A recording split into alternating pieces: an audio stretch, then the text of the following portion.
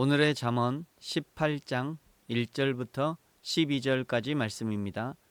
제목은 무리에서 갈라지는 자는. 잠언은 31장까지 몇 가지 주제를 끊임없이 반복해서 말씀합니다. 신약 성경을 읽을 때 가장 어려운 부분이라면 마태복음 첫 부분에 등장하는 예수님의 족보에 관한 말씀일 겁니다. 왜 어렵냐면 같은 이야기를 반복하기 때문이죠. 사실은 반복이 아닌데, 그런데 반복으로 느끼는 것은 누가 누구를 낳고 이 구절이 반복되기 때문에 지루하고 반복된다고 느끼는 것이죠. 사람은 반복되는 이야기에 대해서 흥미와 주의를 잃게 됩니다. 잠언도 그런 위험성이 있습니다. 그런데 이 말씀을 주시는 하나님의 입장에서 생각해 보면 하나님이 반복해서 말씀하시는 것은 그것이 매우 중요하다는 말씀입니다. 이것은 한 사람의 생명이 걸린 문제일 수도 있고 또 한 나라와 공동체의 운명이 걸린 문제일 수 있는 것이죠. 그래서 하나님이 반복해서 말씀하시는 겁니다.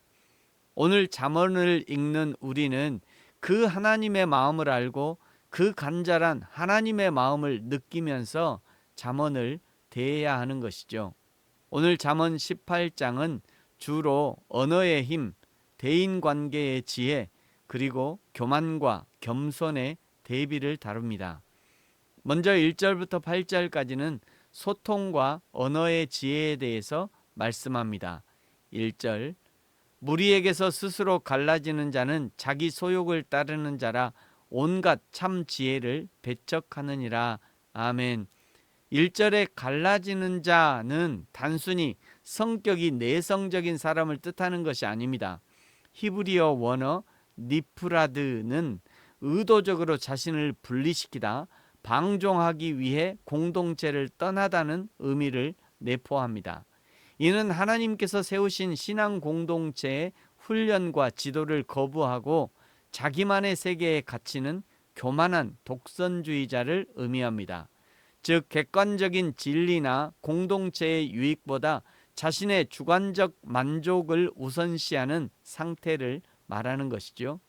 지금도 우리 기독교 안에 이런 부류의 사람들이 얼마든지 존재합니다. 자기 신앙에 갇힌 사람들이죠. 자기 고집에 갇힌 사람들입니다. 자기 생각, 자기 신앙이 성경의 기준보다 앞서는 사람들입니다. 이런 사람들의 특징은 어느 공동체를 가든 거기 적응하기를 힘들어합니다. 그 공동체에서도 자기의 신앙과 기준을 주장하다가 받아들여지지 않으면 스스로를 분리시킵니다. 왜 이런 행태를 취하는가? 첫째는 자기 욕심, 정욕의 이끌림입니다. 둘째는 교만과 지적 허영이죠. 셋째는 간섭받기 싫어하는 마음입니다. 사랑하는 성도 여러분, 성도는 교회라는 몸 안에서 서로 연결될 때에만 온전한 지혜를 유지할 수 있음을 반드시 기억해야 합니다. 대나무는 독야청청 홀로 하늘을 향해 서 있으면 평소에는 멋있을 수 있지만 태풍이 불면 부러집니다. 그러나 그런 대나무들이 숲을 이루면 어떤 태풍이 와도 흔들릴지언정 쉽게 부러지지는 않습니다. 그러므로 성도는 좋은 공동체에서 함께 서로 도움과 영향을 주고받으면서 신앙생활을 할 수 있어야 합니다. 그렇게 할 때 바르고 건강한 신앙생활이 가능해지는 것입니다. 2절, 미련한 자는 명철을 기뻐하지 아니하고 자기의 의사를 드러내기만 기뻐하느니라. 악한 자가 이를 때는 멸시도 따라오고 부끄러운 것이 이를 때에는 능욕도 함께 오느니라.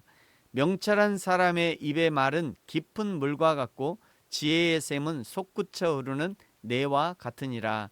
아멘. 그러니 명철한 자가 쉽게 입을 떼지 않는 것이고 깊은 샘이 솟구쳐 오르는데 시간이 필요한 것이죠. 5절, 악인을 두둔하는 것과 재판할 때의 의인을 억울하게 하는 것이 선하지 아니하니라. 미련한 자의 입술은 다툼을 일으키고 그의 입은 매를 자청하느니라. 미련한 자의 입은 그의 멸망이 되고 그의 입술은 그의 영혼의 그물이 되느니라. 남의 말하기를 좋아하는 자의 말은 별식과 같아서 뱃속 깊은 데로 내려가느니라. 아멘. 별식과 같은 남의 말을 좋아하는 자의 말을 듣지도 말고 옮기지도 말고 침묵의 영성을 발휘할 수 있어야 합니다. 9절, 자기의 일을 게을리하는 자는 폐가하는 자의 형제니라. 아멘. 개인적으로 좋아하는 수학 1타 강사 정승재 선생님의 성실에 대한 강의가 있습니다.